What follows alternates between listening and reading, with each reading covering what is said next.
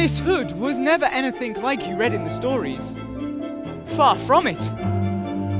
But then, in the woods, nothing is ever quite as it seems.